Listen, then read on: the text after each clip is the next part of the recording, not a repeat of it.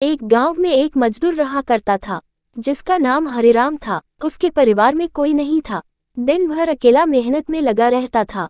दिल का बहुत ही दयालु और कर्मों का भी बहुत अच्छा था। मजदूर था, इसलिए उसे उसका भोजन उसे मजदूरी के बाद ही मिलता था। आगे पीछे कोई ना था, इसलिए वो इस आजीविका से संतुष्ट था। एक बार उसे एक छोटा सा बछड़ा मिल गया। उसने खुशी से उसे पाल लिया। उसने सोचा आज तक वो अकेला था, अब वो इस बछड़े को अपने बेटे के जैसे पालेगा। हरिराम का दिन उसके बछड़े से ही शुरू होता और उसी पर खत्म होता। वो रात दिन उसकी सेवा करता और उसी से अपने मन की बात करता। कुछ समय बाद बछड़ा बैल बन गया। उसकी जो सेवा हरिराम ने की थी, उससे वो बहुत ही सुंदर और बलशाली बन गया था। गांव के सभी लोग हरिराम के बैल की ही बातें किया करते थे। किसानों के गांव में बैल की भरमार थी, पर हरिराम का बैल उन सबसे अलग था। दूर दूर से लोग उसे देखने आते थे। हर कोई हरिराम के बैल के बारे में बातें कर रहा था। हरिराम भी अपने बैल से एक बेटे की तरह ही प्यार करता था। भले खुद भूखा सो जाए, लेकिन उसे हमेशा भरपेट खिलाता था। एक दिन हरिराम के स्वप्न में शिव का नंदी बैल आया।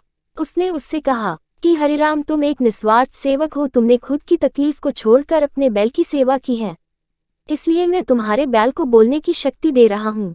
इतना सुनते ही हरिराम जाग गया और अपने बैल के पास गया। उसने बैल को सहलाया और मुस्कुराया कि भला एक बैल बोल कैसे सकता है। तभी अचानक आवाज आई, बाबा, आपने मेरा ध्यान एक पुत्र की तरह रखा है। मैं आपका आभारी हूँ और आपके लिए कुछ करना चाहता हूँ। ये सुनकर हरिराम घबरा गया। उसने खुद को संभाला और तुरंत ही बैल को गले लगाया। उसी समय से वह अपने बैल को नंदी कहकर पुकारने लगा। दिन भर काम करके आता और नंदी से बातें करता। गरीबी की मार बहुत थी।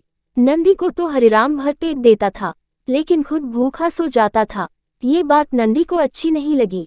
उसने हरिराम से कहा कि वो नगर के सेठ के पास जाए और शर्त रखे कि उसका बैल नंदी सो गाड़ी खींच सकता है, और शर्त के रूप में सेठ से 1000 मोहरे ले लेना।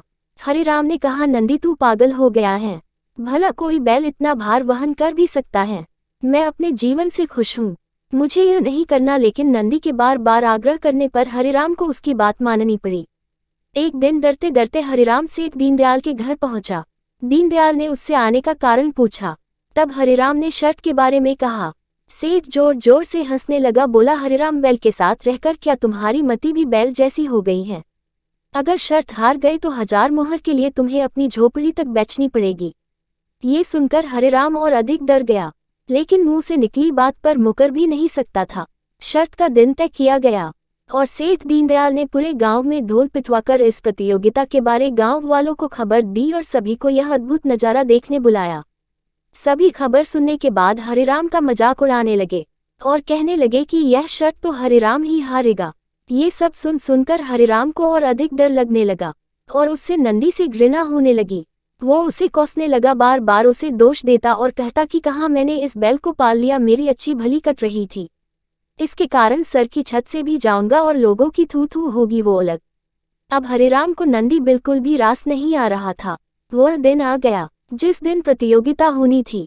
100 माल से भरी गाड़ियों के आगे नंदी को जोड़ा गया और गाड़ी पर खुद हरिराम बैठा। सभी गांव वाले यह नजारा देख हंस रहे थे और हरिराम को बुरा भला कह रहे थे। हरिराम ने नंदी से कहा, देख, तेरे कारण मुझे कितना सुनना पड़ रहा है। मैंने तुझे बेटे जैसे पाला था और तूने मुझे सड़क पर लाने का काम किया। हरिराम के ऐसे घृणित शब्दों के कारण नंदी को गुस्सा आ गया और उसने ठान ली कि वो एक कदम भी आगे नहीं बढ़ाएगा। और इस तरह हरिराम शर्त हार गया। सभी ने उसका मजाक उड़ाया और उसे अपनी झोपड़ी सेठ को देनी पड़ी। अब हरिराम नंदी के साथ मंदिर के बाहर पड़ा हुआ था और नंदी के सामने रो रो कर उसे कोस रहा था।